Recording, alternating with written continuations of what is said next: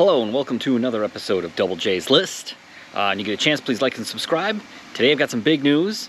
I've now had for about a week now my replacement 2022 Bolt EUV Premier. So, for those of you who haven't been following along, I've been going through the buyback process of my 2020 Bolt EV that was just an LT. And today I am going to go through the entire process from beginning to end to give a general time of how long the whole process took. Now, it all started when I was in the Chevy Bolt groups on Facebook, and there were a lot of folks talking about going through the process of getting theirs bought back. So people said that they were contacting Chevrolet through their Facebook account, and so I did that, and that was on September 6th. So I contacted them on September 6th, and 2 days later I got a response that was just general, stating that they are concerned about our safety and whether or not we're happy with the product, so on and so forth. But they said that it's going to be they're going to be working on making the whole thing better. I then later got an email that day, told me to reduce my maximum range to 90%, which I already knew. That was already sent out in mail, to 90%, not to drive it under 70 miles of range. So not super informative, but it got the ball rolling. I basically said in my initial message that I was concerned that I'm not going to be able to use my battery as much as I should be able to, so I'm not really getting full use of the vehicle and don't feel really safe with it, parked outside my house getting charged and things like that. So about a week later I got a weekly update from them, and it really didn't say anything at all. And then about 6 days later I received a message from them saying that they assigned a case number to me. So, okay. And that was on September 20th. September 22nd, 2 days later, I received an email asking for attachments of, or scans of my buyer's order, lease contract. And they wanted a photo of the dashboard of the car, the mileage of the car, registration, and my license. So I sent that to them, and then about 6 days later, I got another email from them assuring me that the new battery is going to be safe and that it's going to have an extra 8% capacity. I'm wondering if that was like a blanket email more for the 2017 to 2019 models. I had the smaller battery, and then from what I understand, you're not getting a new battery that has more range than, if you're 2021 or 2020. Those batteries were going to be about the same. It was just going to be a new one. But anyway, moving on. About 1 month and 3 weeks later, I got an official email telling me to go to the Chevy dealership and get a software update, which would limit me to 80% of my battery, but it would allow me to drive a little bit further and to torque closer to empty, which I did. And I initially went to the closest EV dealership to me, according to their documentation, and they didn't even know about the update. They had to look it up, and then they found it, and they said, okay, we'll do it, and they did it, and I was there for maybe an hour, hour and a half, and I was all fixed. I was stuck at 80% capacity. It's kind of stunk, but it was what it was, especially in the winter. Then, let's see,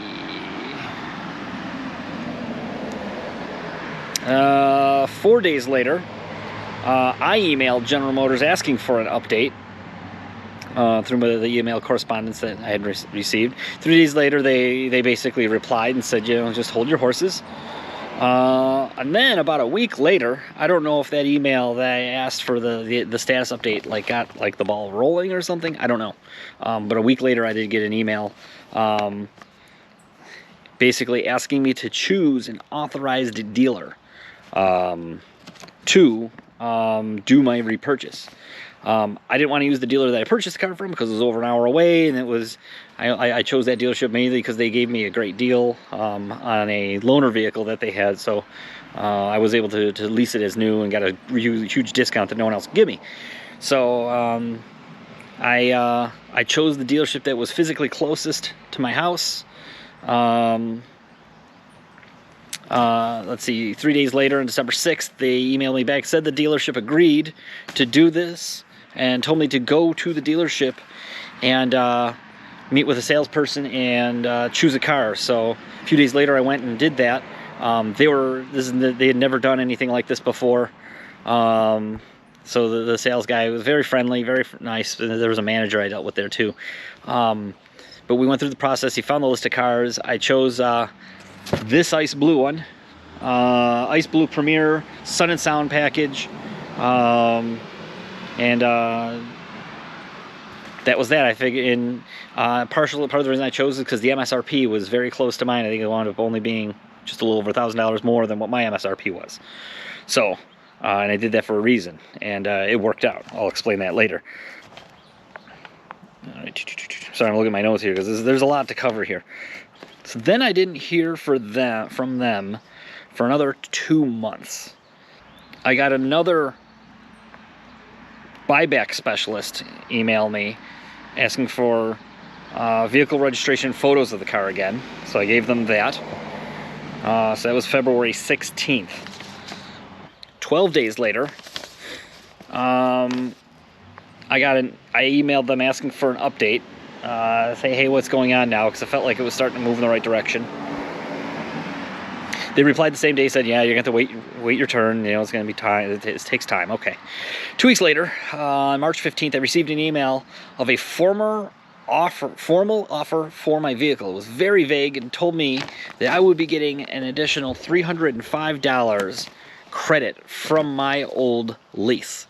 I don't know how they calculated that. I was very confused. I had to talk to the dealership and talk to the representative, and that's what they explained to me. I said, so what does that mean? They said that $305 can be applied to your new lease of the new vehicle.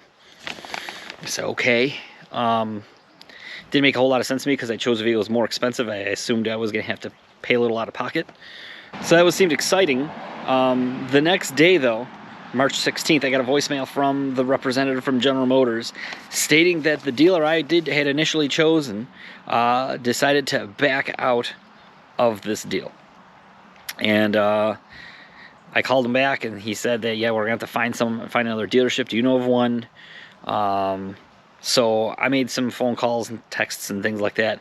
I happen to have a friend that is a sales manager at a local Chevrolet dealership that is not EV certified, and it turns out they are certified to sell EVs. They are just not certified to service EVs. However, they had other dealerships in their group nearby that could do the servicing. So General Motors approved sending it to my friend's dealership, which was great. And I said, you know, this would make a lot of sense. This is where I reserved my Silverado EV. They let me choose that, even though they're not certified to sell that. But anyway, because I pre-ordered a Silverado EV. You can have a video on that too. So that was March 24th. 2 weeks later, this work is really interesting. My friend at the dealership called me and asked me to sign a purchase order for the new car. I asked him, I said, hey, what is this new car going to cost me? Because this entire process, no one could tell me how this was going to work. They just kept telling me to keep moving forward. So, and they can't move forward until I sign things and whatever. So my friend's like, I have no idea. I called GM. Or you know what I did is, actually I didn't call. I actually wrote a kind of a terse email. I said, you know, this entire process has not been very transparent. I would like to know what exactly I'm agreeing to purchase on this purchase order. I don't think it's ethical to sign a purchase order without knowing what I'm agreeing to.